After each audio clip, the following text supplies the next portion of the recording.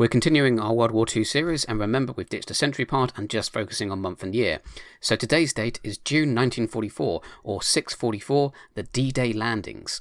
During the Tehran Conference, it was agreed by the Allies to open a second front against the Axis powers in Europe, and planning began for Operation Overlord, or the Normandy landings. Several sites were considered, but Normandy was chosen because it allowed for a broad front to expand outward from the landing zones. Plus, the Germans assumed the landing spot would actually be the Pas-de-Calais, and heavily fortified it instead of Normandy. Dwight D Eisenhower was chosen to lead the invasion in August 1943. Bernard Montgomery was to command the 21st Army Group, which were all the land forces involved in the invasion. The deception against the Germans was spectacular before the invasion. The British double-cross system effectively controlled all German spies in England as double agents. An entire fake army was assembled under Patton in Dover. Even during the invasion, Hitler still continued to believe that the main invasion force would come at the Pas-de-Calais, and this was because he was trusting his British-controlled agents. 50 German divisions waited for the Allies in France and the Low Countries. Field Marshal Gudrun Rundstedt had overall control of German forces and was the supreme commander, with Rommel acting as his deputy in control of Army Group B. The Atlantic Wall, a series of fortifications on the coast of German-held countries, was extensive and a major obstacle. Rommel's arrival in France prompted a flurry of activity to strengthen them further.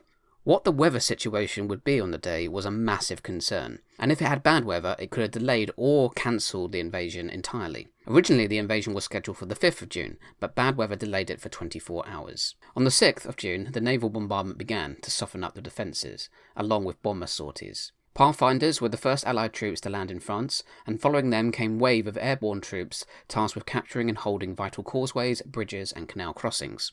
Troops and tanks were delivered to the beaches of Omaha, Utah, Gold, Juneau, and Sword, the first arriving at 6:30 at Utah. It was the largest invasion in history, with 160,000 troops roughly crossing the channel. Casualties were around 10,000 on the first day. The 5 beaches were finally connected by the 12th of June, with Caen captured on the 21st of July, allowing the breakout. Success of the plan was due to poor German preparations, the Germans being totally deceived as to the true objective. Air superiority was maintained, the French resistance sabotaged key infrastructure, plus the overall indecisiveness and the complicated command structure of the German forces hampered counterattacks, along with the fact that Hitler was asleep when the invasion began, and no one felt confident to wake him up and do something about it.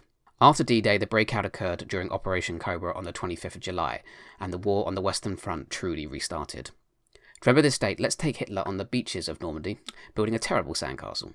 Then forces from America, Britain, Czechoslovakia, Canada, France, Denmark, Luxembourg, and Poland swim up to the beach, knock over his sandcastle, and bury him in the sand.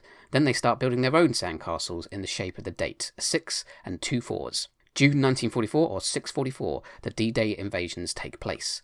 Thanks for watching.